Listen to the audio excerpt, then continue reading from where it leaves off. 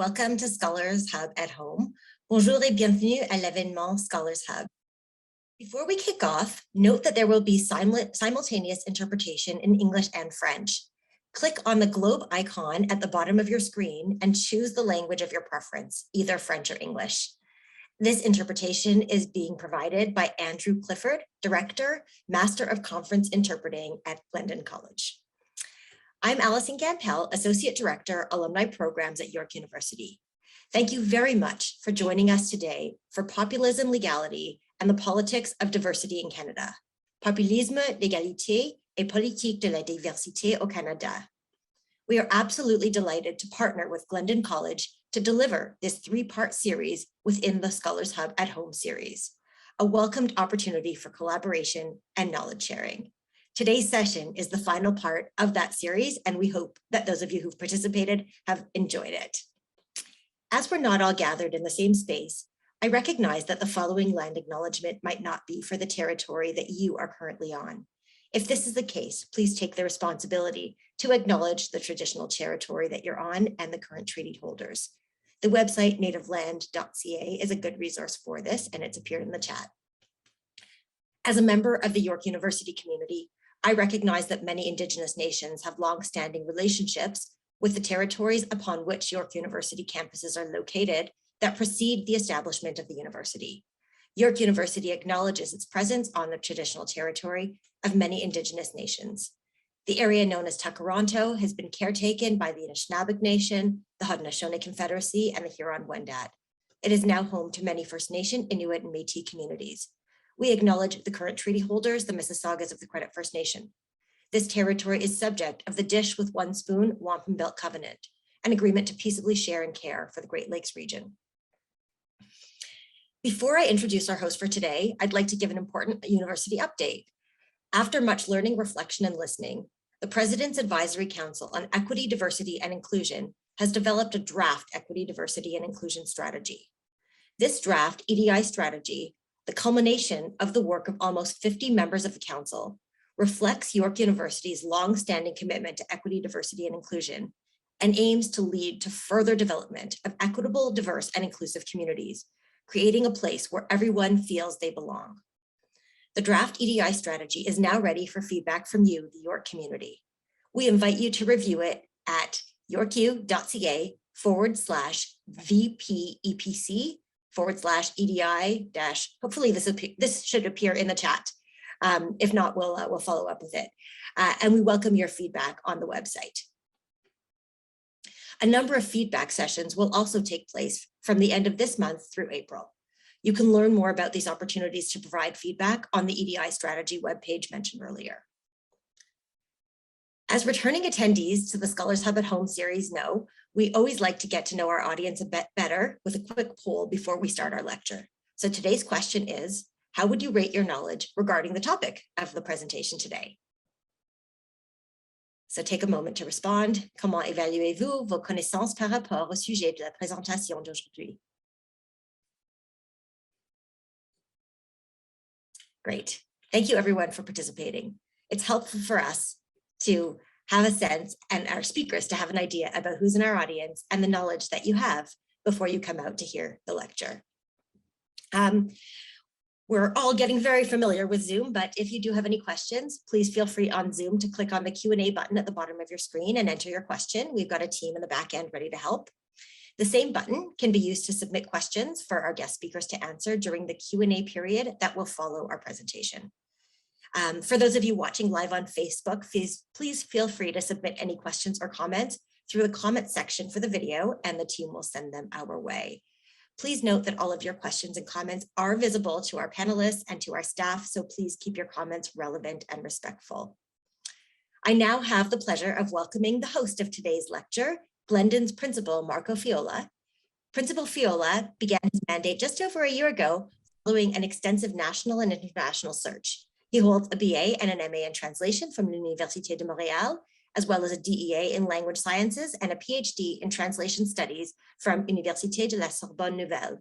He is a certified translator and terminologist with the Association of Translators and Interpreters of Ontario and a certified translator with the American Translators Association. Throughout his career, Principal Fiola has been a strong advocate for equity, diversity, and inclusion, specifically through his award-winning research, publication, and community work on intercultural and interlinguistic communication. We are so pleased that he is able to join us today as Hope. Welcome, Principal Fiola. Thank you. Merci beaucoup. Annie, Bozo, good day, good afternoon, bonjour tout le monde et bienvenue à cette troisième participation du Collège Glendon à la série Scholars Hub, que j'appelle la tribune des universitaires. Attendez, voilà. C'est une série qui se veut une vitrine sur la recherche de pointe dans chacune des facultés de l'Université York. Les autres de cette série ont été choisis en fonction de la pertinence de leurs intérêts de recherche. Et cette semaine, nous présentons la professeure Emily Laxer. Emily Laxer is an assistant professor of sociology at York University's Glendon College, specializing in political sociology, immigration, nationalism, and citizenship.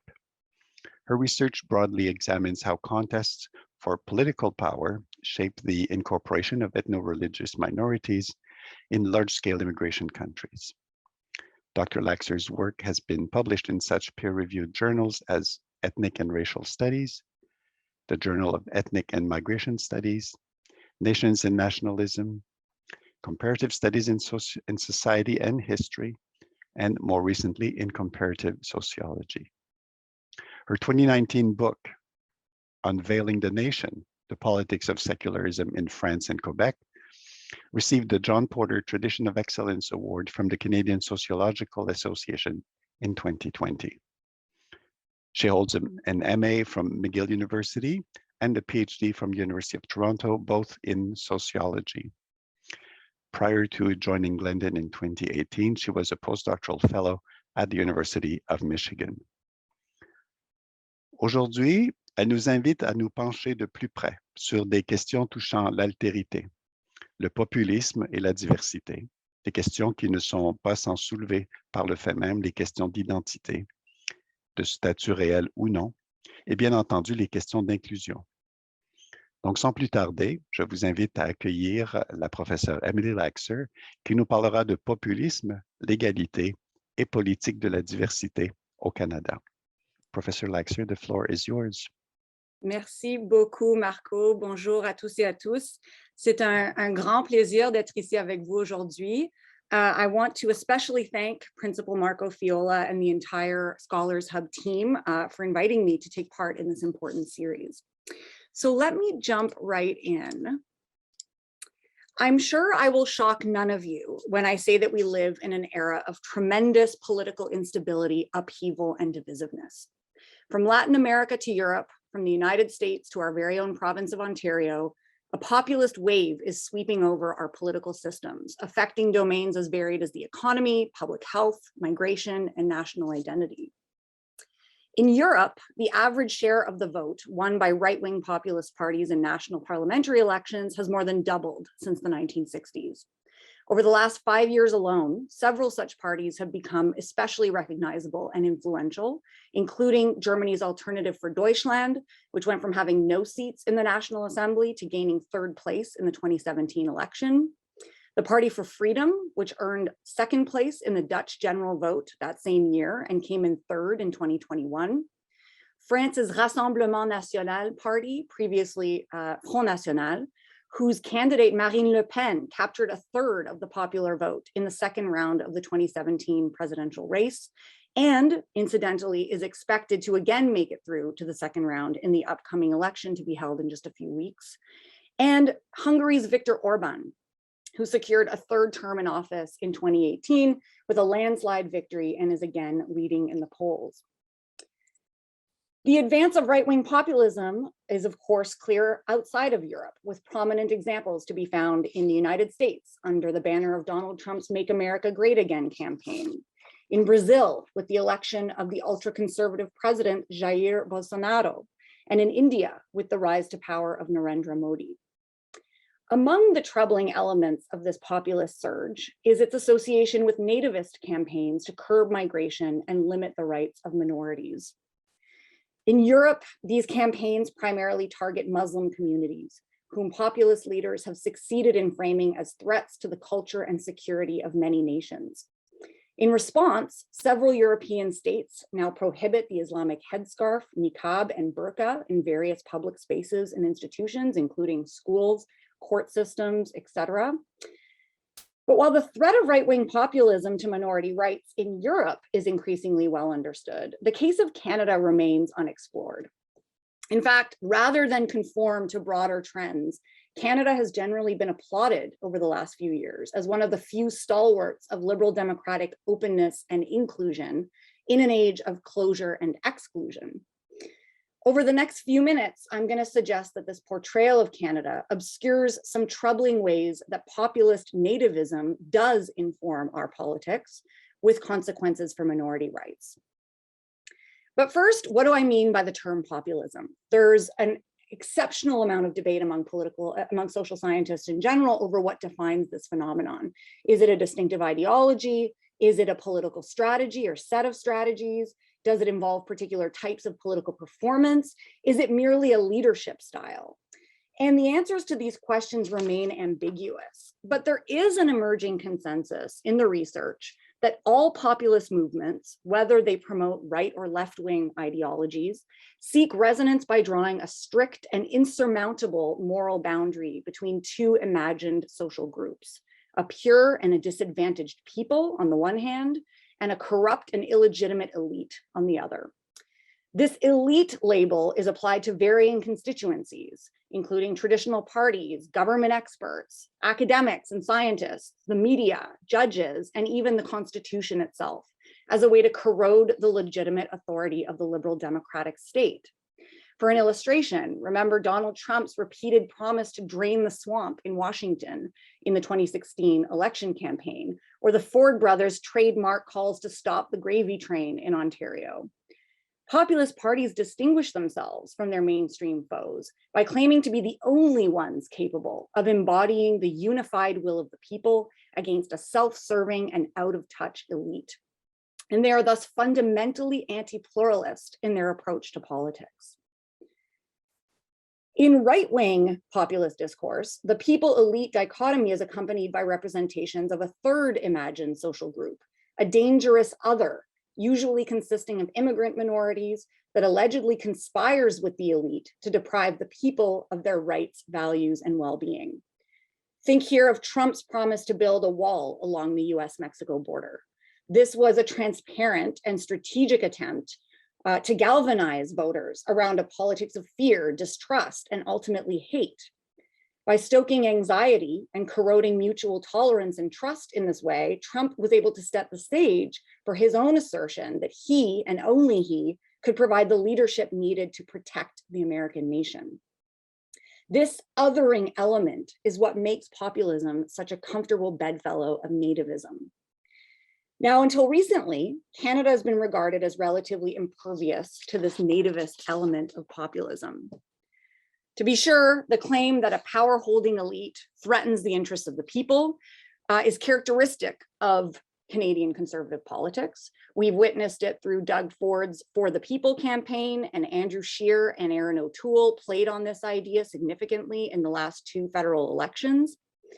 But when it comes to its nativist dimension, Canada has gained a reputation as immune to the populist wave being witnessed elsewhere. This reputation is even occasionally wielded by our political leaders as a source of political capital. You'll recall 5 years ago, just as Trump was introducing his first executive order to block refugees and citizens of countries with large Muslim populations from entering the United States, Justin Trudeau pointedly tweeted this welcome message to those fleeing persecution, terror, and war. Picked up by news outlets around the world, the tweet was read as evidence that Trump-style populist nativism stops at the Canadian border. And it's true that until recently, none of our major political leaders drew on explicitly nativist themes to frame their agenda, and none displayed Trump's authoritarianism. And social scientists have identified a few compelling structural reasons for this. First, the promotion of multiculturalism as core to Canadian identity impedes outright calls to restrict immigration and exclude minorities. Second, deep linguistic and regional cleavages mean that conceptions of the people are highly varied across the country. This inhibits federal leaders from drawing clear boundaries between national insiders and outsiders. And third, because such cleavages preclude parties from attracting votes based on a pan-Canadian nativism, they must foster coalitions that cross-cut ethnic and racial divides in order to succeed. Hence, it's almost become a truism that to win a federal election, a party needs to win in the ridings of 905 area north of Toronto, which have large immigrant and visible minority populations. So we have these structural factors that impede Canadian populism from taking on explicitly nativist forms at the level of mainstream party politics. But I'm going to argue that implicit nativist formations do increasingly inform our politics with implications for minority rights. And I'm going to do this based on two brief examples. The Conservative Party of Canada, with its embrace of anti-immigrant viewpoints, particularly since the Harper years, and Quebec's current Coalition Avenir Québec government, with its targeting of minority religious symbols in public sector employment. And in both instances, I'm going to emphasize how the promotion of boundaries separating the people, elite, and others hinges on a particular framing of legality and rights. So a first example of implicit nativism can be found within today's Conservative Party of Canada. Understanding the sources of this requires that we go back some years to Harper's Conservative government, which was in power from 2006 to 2015. Harper's Conservatives were unique in federal right-wing politics because the party was the outcome of a 2003 merger between the mainstream right Progressive Conservative Party and the further right populist Canadian Alliance. Prior to this merger, the Alliance had campaigned on an anti-statist and nativist platform that framed multiculturalism as an overreach of state power and opposed the expansion of equal rights.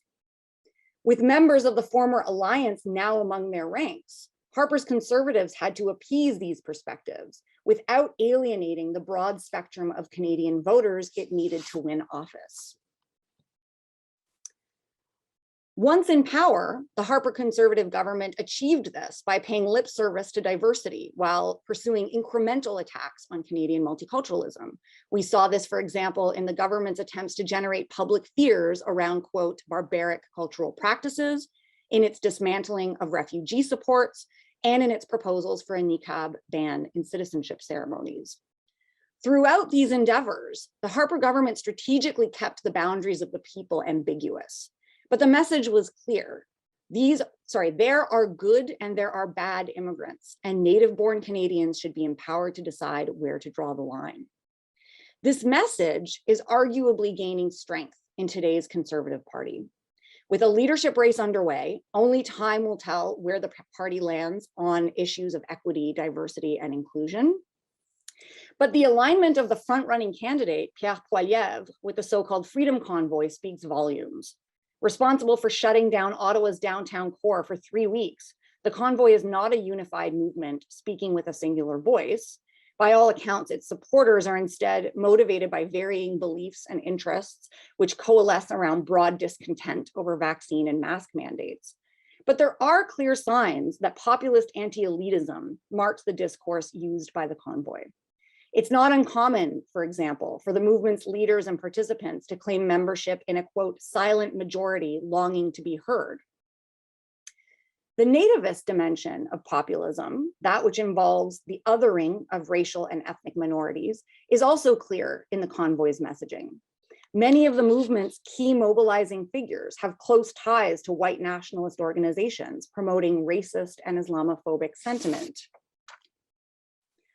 This is a TikTok post by a prominent advocate of the convoy, calling on Canadians to, quote, stand up and fight for the country.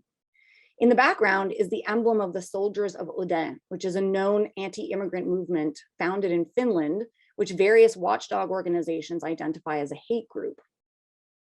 Several other symbols tied to white nationalism have also been spotted among the crowds at the convoy, including the red ensign, which celebrates Canada's predominantly white European past, Canada First, a white nationalist slogan inspired by the US movement America First, and the thin blue line, which is a symbol of support for police officers against the Black Lives Matter movement to end anti-Black police violence. To be clear, these symbols and their associated movements are not endorsed by any of the major candidates for the Conservative Party leadership, but nor has their presence been significantly condemned or denounced. And there is further evidence that support for Trump-style populist rhetoric is on the rise among would-be conservative voters.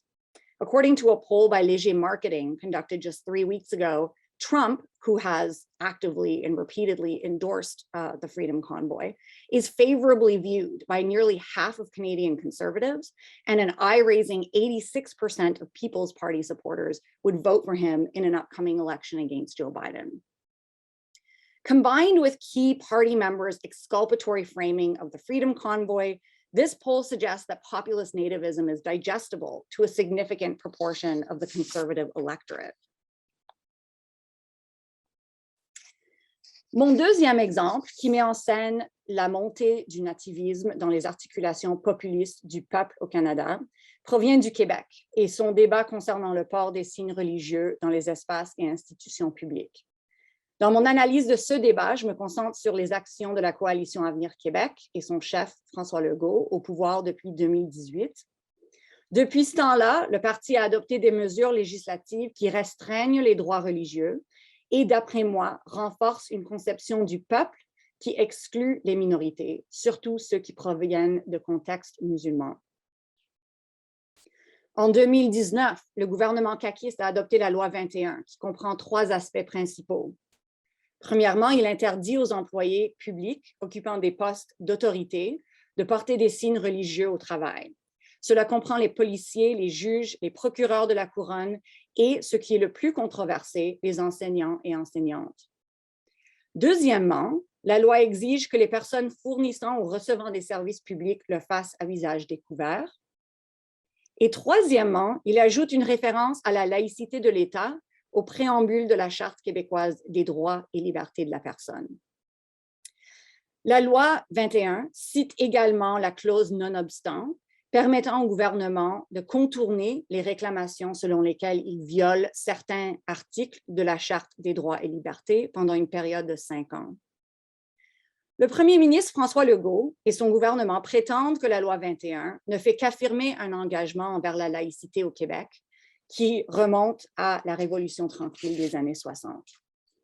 Cependant, le matériel promotionnel et les déclarations du parti suggèrent que cette loi fonctionne également comme instrument pour creuser un fossé entre le peuple majoritaire et l'autre minoritaire. En creusant ce fossé, la CAQ a suivi de très près une version restrictive de la laïcité, popularisée par le Parti québécois et sa Charte des valeurs en 2013. Comme vous vous en souvenez peut-être, cette proposition législative est allée encore plus loin que la loi 21, c'est-à-dire qu'elle a demandé une interdiction générale des signes religieux parmi tous les employés du secteur public. Bien que la défaite du Parti québécois face aux libéraux en 2014 ait empêché cette proposition de devenir loi, ses partisans ont réussi à représenter les interdictions religieuses comme mécanisme légitime pour sauvegarder les valeurs prétendument partagées au Québec. Selon cette affiche promotionnelle de la Charte, ces valeurs comprennent la neutralité religieuse de l'État et l'égalité homme-femme. L'affirmation selon laquelle le voile islamique en particulier viole ces principes a été au cœur des campagnes de restriction religieuse en France. Mais cette affiche, et d'ailleurs la plus large promotion des interdictions religieuses au Québec, pousse l'argument plus loin, identifiant ces principes comme des valeurs sacrées auxquelles il est possible d'avoir foi, tout comme on a foi dans les croyances religieuses. Ces valeurs, selon le gouvernement, ont besoin d'être protégées par l'État. Et la pleine inclusion des minorités au sein du peuple dépend ensuite de leur adhésion à ces valeurs. La CAQ s'est largement inspirée de cette narrative en justifiant son projet de loi 21. En mars 2019, le premier ministre Legault a déclaré aux journalistes qu'il est temps de fixer les règles parce qu'au Québec, c'est comme ça qu'on vit. C'est une approche qui respecte notre histoire, nos valeurs et ce que souhaite une grande majorité de Québécois. En encadrant la loi ainsi et en suscitant une image concrète et uniforme du peuple majoritaire québécois, Legault a rendu obscure l'existence de différentes conceptions de ce qui anime et définit le « nous » au Québec. C'est sur la base de cette conception des choses que le gouvernement a aussi introduit un test des valeurs visant les immigrants récents, qui définit la laïcité comme une valeur publique fondamentale qui distingue le Québec du reste du Canada. Mais plusieurs craignent que l'interdiction de symboles religieux fondés sur cette notion ambiguë des valeurs partagées menace les droits des minorités.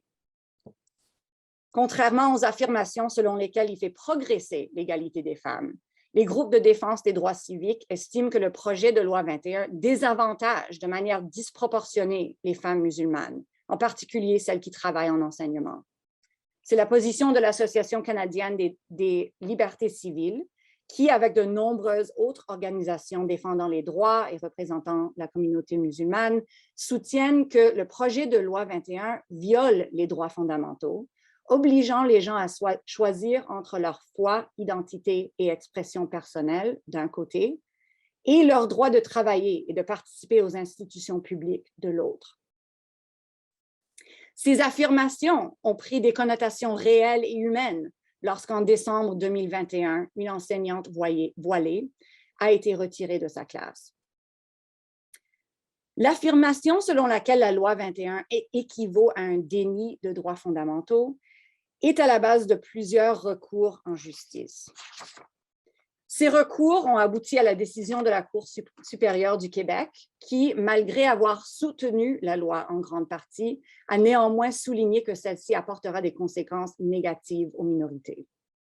La décision a également ouvert la porte à une exemption pour les conseils scolaires anglophones. La réaction du gouvernement caquiste à cette décision est révélatrice d'une logique populiste envers l'État de droit. C'est une logique qui consiste à délégitimer les tribunaux en tant que représentants d'un peuple dont les intérêts sont définis comme prédéterminés et à réaffirmer l'unique capacité du gouvernement à mettre en œuvre ses intérêts majoritaires. D'après François Legault, par exemple, il y a une grande majorité de Québécois qui sont d'accord avec la loi 21.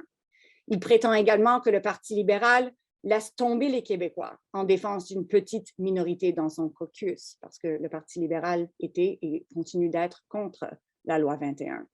Cette citation illustre une caractéristique révélatrice de la rhétorique populiste, la tendance à élever la volonté de la majorité pour articuler un ressentiment envers le droit public. Dans le contexte de la loi 21, cette tendance renforce à son tour la priorité donnée aux valeurs majoritaires par rapport aux droits minoritaires. So in summary, I hope to have convincingly shown that contrary to much journalistic and even academic commentary, Canada is not immune to the nativism that characterizes some right-wing populist movements elsewhere. Although structural impediments to explicit nativism do exist in our political system, we've seen recent and current politicians use implicitly nativist frames to represent the people in ways that other and exclude certain immigrants, refugees, and other minorities. In the case of Quebec, this has even resulted in legislation that by many accounts violates fundamental rights and freedoms, especially among Muslim women, causing them to feel increasingly excluded from the nation and from the body politic. If we're serious about upholding Canada's reputation as an open society and defender of rights, we need to be vigilant in naming and challenging signs of populist nativism in our midst. Thank you. Merci. Merci beaucoup, professeur Laxer, pour cette présentation. Je suis à peu près certain qu'il y aura de nombreuses questions, que votre présentation aura suscité de nombreuses questions. Je vais commencer par la mienne, juste au cas où. Charité bien ordonnée commence par soi-même, c'est ce qu'on dit. Ma question, en fait, c'est est-ce que, selon vous, le populisme est plus répandu ou simplement plus visible qu'il ne l'était? Je pense, par exemple, avant l'élection par exemple, l'élection de Donald Trump, qui a un peu validé ou un peu, c'est comme si, par son exemple, si un président des États-Unis pouvait se permettre d'avoir des propos euh, comme les siens, est-ce que ça ne permettait pas donc à tout le monde de s'exprimer et de faire valoir ses idées populistes? Je ne sais pas, mais est-ce que c'est plus fréquent ou ce populisme-là existait déjà, mais il était gardé sous silence? C'est une très bonne question. Et je pense que quand on essaie de comprendre the rise du populisme dans le monde aujourd'hui, on doit distinguer entre populisme en tant que ce qu'on appelle dans les sciences sociales offre versus demande. Alors, en ce qui concerne les conceptions, les intérêts, les croyances des membres de la société, ça fait longtemps que ces questions sont en train de se développer. Ça fait longtemps que je pense que la globalisation, la mondialisation a eu un grand impact sur plusieurs communautés. On voit beaucoup d'insécurité économique, beaucoup d'inégalités économiques, et il y a des gens qui souffrent. Et malheureusement, dans plusieurs cas, cette souffrance se transforme en repli vers soi-même. Et on a tendance, surtout avec l'encouragement de certains politiciens, de blâmer les minorités, les immigrants pour cette souffrance économique. Donc, en ce qui concerne la demande, the demand for, dans le peuple, dans la population, c'est quelque chose qui se développe depuis longtemps pour plusieurs raisons. Mais c'est quand on a l'interaction entre cette demande et soudainement, tout à coup, le monde politique, les élites politiques qui se disent non-élites, qui présentent une option, qui prend ces idées et qui les transforme en politique concrète et, comme vous avez dit, qui donne un certain... qui donnent, justify, qui ont un effet justificateur sur ces idées. Et je pense que ce qui arrive au Canada, c'est que, comme je l'ai mentionné, notre système politique, il y a des raisons structurelles pour lesquelles, au niveau fédéral, ce n'est pas dans l'intérêt des politiciens de vraiment amener ces questions à l'avant dans leurs projets, dans leur campagne.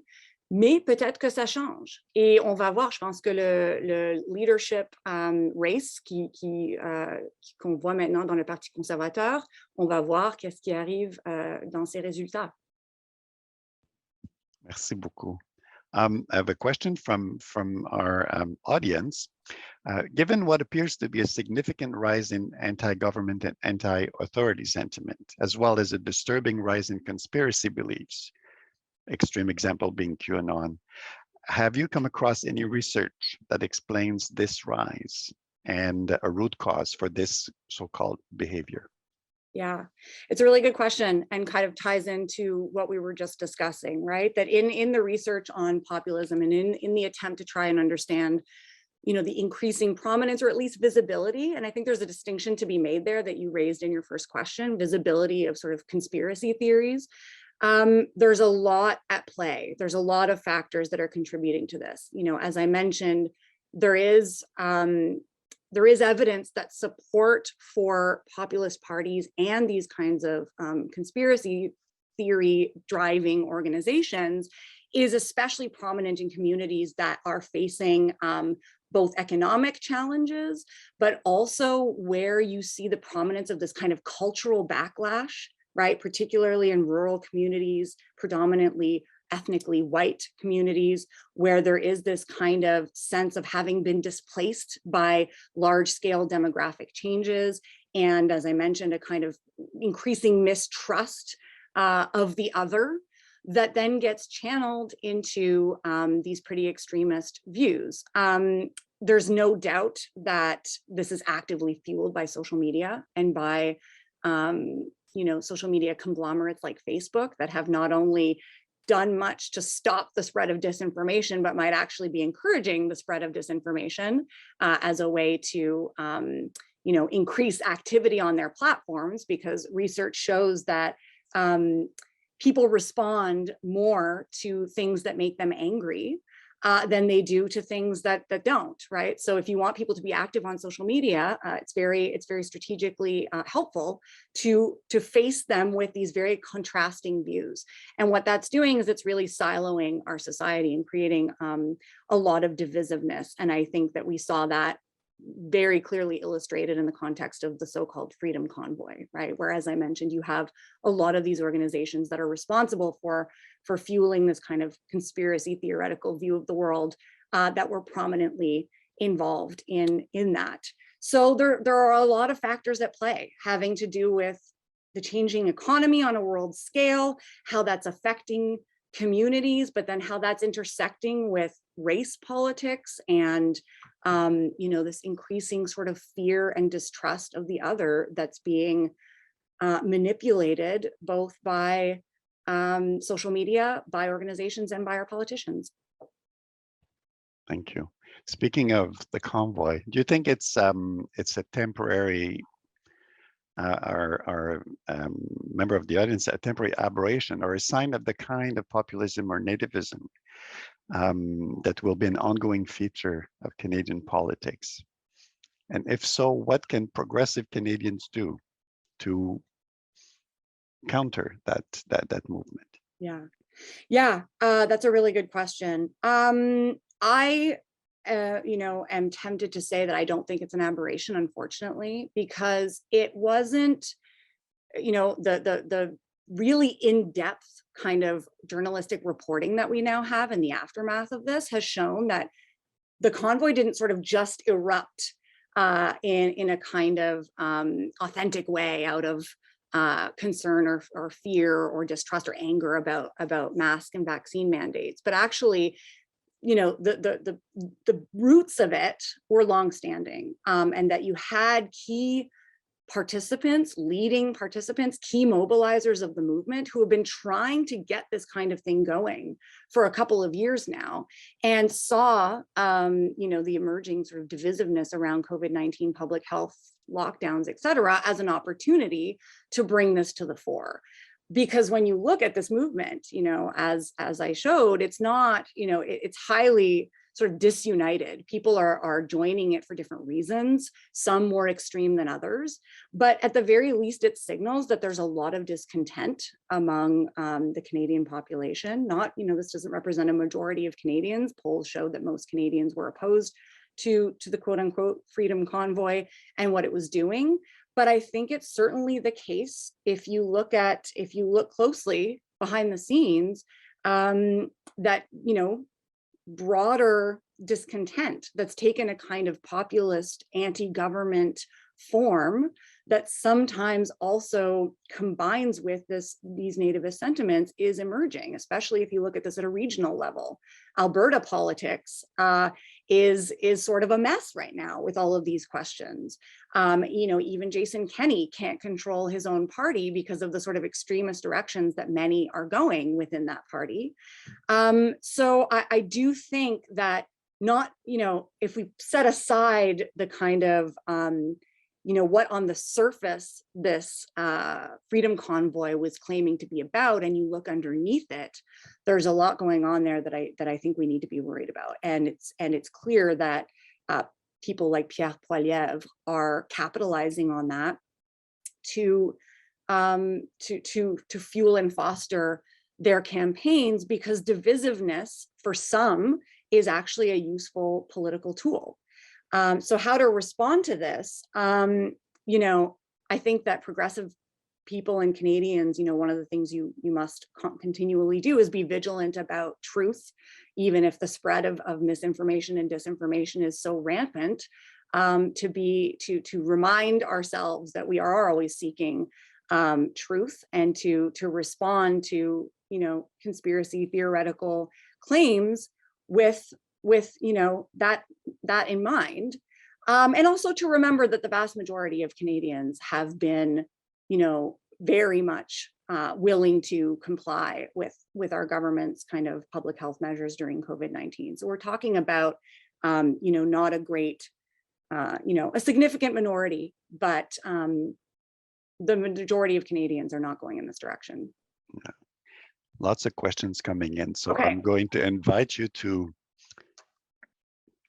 answer, Shorten. but It's hard. It's hard. you said I'll it. You try said that. it. I hinted, and you said it.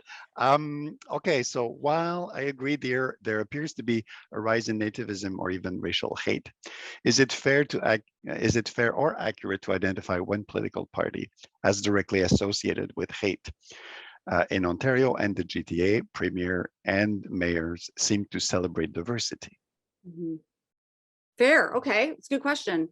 No, I don't think it's fair to necessarily associate a particular political party with hate. Political parties don't have that much power that they can create this sort of sentiment within the population. But I certainly do think it's fair to identify some parties and leaders who are making strategic use of that, and who we can see, based on their sort of calculations about where they need to obtain support to form a government, sometimes they're not only staying away from, xenophobic sentiment or exclusionary sentiment, they're actually, I would argue, fueling it. So yes, I do think it's fair to be critical and to look at the specific politics and discourses of our politicians to look for ways in which they may or may not be doing this. Okay. Do you see the same in, I would just label them very generally as Quebec politicians in other political parties that may be or could be associated more closely with the ideas of, the idea of populism and nativism put forward by la CAQ au Québec? Yeah, definitely. And I'll preface this also by saying that, I don't think it's analytically that useful to categorize a party as populist. I don't even think the CAQ is like a populist party per se, but it deploys populist themes and strategies, right? In this way of framing the people and the elite as kind of inevitably in conflict with one another. And it has made some pretty wild statements, particularly about the Liberal Party, whom it claims to be just absolutely incapable of doing anything to Quebec to protect Quebec's interests. You do see this, in other political parties in Quebec. Part of the reason that the CAQ is so much on the rise and taking up these issues has to do with the decline of the Parti Québécois over the last several years, which, as I showed, itself very much promoted this restrictive secularism, this idea that values override rights in some situations. The CAQ has borrowed on that significantly. We're seeing the Conservative Party in Quebec suddenly rising in the polls, largely to do with anger and resentment around COVID-19 mandates. But so you do see this in other political parties within the Quebec political spectrum. There's a lot of borrowing and exchange that happens across parties. We have a little bit of time left, but do you think that progressives have played any role in the division that has led to this rise or digestibility of populism? I would say yes, actually. I think a lot of the, what has made it so possible or made it a lot easier for the right to actually take up these issues of economic dislocation, material suffering, they've channeled that. Right-wing parties have increasingly been able to channel that suffering into what I think are, problematic and worrisome kind of, policies and discourses. But that was a terrain that was previously occupied by a progressive left that I don't think in Canada and in other places has done a sufficiently good job of maintaining and convincingly speaking on behalf of those class dynamics, right? And the NDP a few years ago decided to no longer call itself a socialist party, right? It took that out of its manifesto. So we've had a sort of watering down in some respects of our left-wing political messaging in Canada and elsewhere. And I think that that's opened up a vacuum in which right-wing parties can jump in and begin to speak for people on those issues, and unfortunately, occasionally channel them toward nativist sentiment and solutions. All right, last question and quick answer. Okay. Promise. What can be done to avoid populism or nativism driving federal provincial relations? You know, them versus Ottawa versus the provinces. Right. Yeah, well, that's emerging as a significant issue right now. What can be done? I mean, as I said, a few things, you know, in terms of the truth aspect, right? The disinformation part that can so often fuel populist movements. We have to be vigilant about that and call out disinformation and call out, you know, the widespread, you know, the spreading of ideas that are not based in fact. And I think our governments need to do more to take care of people and to ensure that we have you know, a strong social safety net and a pretty robust welfare state, because I think it's in societies where you don't take care of people that you can, you know, that this kind of anger and resentment can arise. So those are a couple of things that I think we need to remember. Thank you. That was amazing. Thank you very much. Thank you so much. No, thank you. You did all the work. I was just barely doing anything. Thank you so much, Emily. And it was a fantastic presentation.